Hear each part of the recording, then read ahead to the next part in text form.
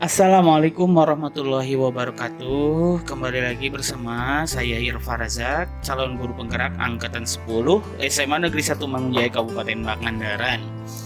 Pada kesempatan kali ini saya akan membahas terkait modul 11A8 kesimpulan dan refleksi koneksi antar materi dari pemikiran Ki Hajar Dewantara. Semoga hal ini bermanfaat dan mari kita simak.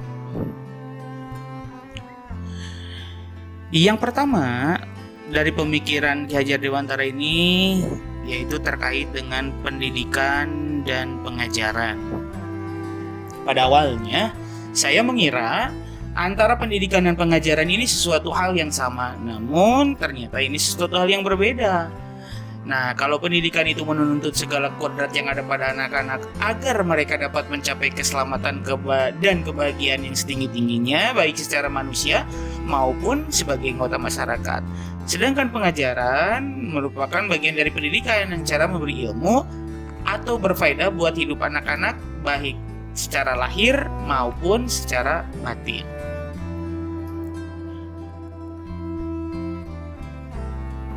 Nah, untuk selanjutnya dari pemikiran KHD ini adalah tentang kodrat keadaan. Ki Hajar Dewantara hendak mengingatkan bahwa pendidikan anak sejatinya menuntut anak mencapai kekuatan kodratnya sesuai dengan alam dan zaman. Bila melihat dari kodrat zaman, pendidikan saat ini menekankan kepada kemampuan anak untuk memiliki keterampilan abad ke-21, sedangkan dalam memaknai kodrat alam, maka konteks lokal sosial budaya murid di Indonesia Barat tentu memiliki karakteristik yang berbeda dengan karakter murid di Indonesia Tengah atau Timur. Seperti itu, bahwa karakter kodrat dari kodrat alam ini menyesuaikan dengan letak demografi, kalau kodrat zaman menyesuaikan dengan keadaan yang sedang kita hadapi sekarang. Dan yang ketiga yaitu berhamba kepada siswa. Nah, berhamba kepada siswa ini merupakan asas dari taman siswa. Yang pertama, membebaskan anak dari segala ikatan. Nah, anak di sini dalam artian anak harus merdeka dengan semua kesempatan yang ia dapatkan di sekolah. Yang kedua, dengan suci mendekati anak bukan meminta hak. Nah, seperti itu bahwa anak itu adalah sebuah aset yang harus kita dekati, bukan kita menuntut hak-hak terhadap anak. Dan yang ketiga, berhamba kepada anak. Berhamba di sini bukan berarti kita menjadi hambanya siswa seperti menghamba kepada Tuhan, tapi menghamba kepada anak ini kita harus menyesuaikan dengan apa yang diinginkan oleh anak. Nah, berhamba pada siswa maksudnya adalah memerdekakan mereka dalam hal belajar dengan nyaman, aman, dan sesuai dengan kodratnya agar tujuan perkembangannya merdeka dan berbudi pekerti. Seperti itu. Nah, jadi berhamba di sini kita menyesuaikan dengan kodratnya mereka. Dan yang terakhir yaitu penuntun atau pamong atau mengamung gitu ya. Nah, pendidik adalah penuntun, bukan penuntut ya.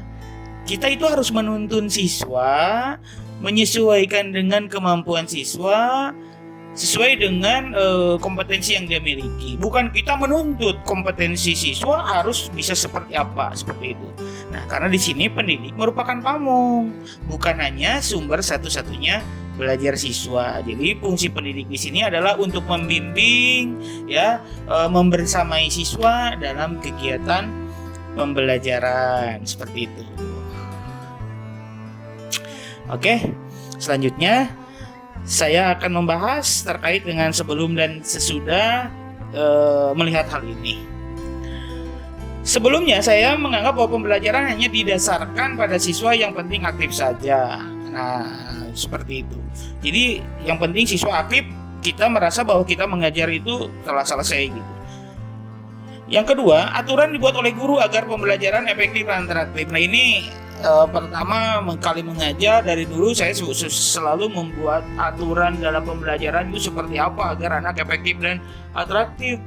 Nah, terus saya juga menekankan ketuntasan belajar menjadi hal yang utama. Seperti itu, karena kan ada KKM dan lain sebagainya dalam bentuk kuantitatif gitu. Dan yang terakhir, guru menjadi mentor utama atau menjadi fasilitator utama.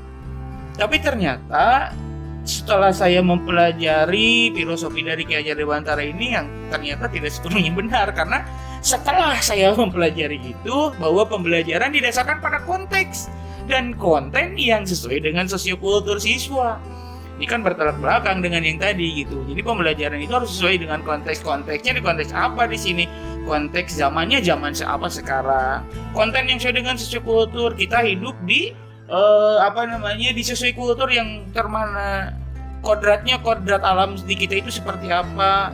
Nah, kalau dulu kita membuat aturan sendiri, nah sekarang kita tahu bahwa harus ada kesepakatan kelas yang dibuat bersama dan berasal dari siswa. Yang ketiga, siswa dengan kemampuan lebih menjadi sumber referensi lain.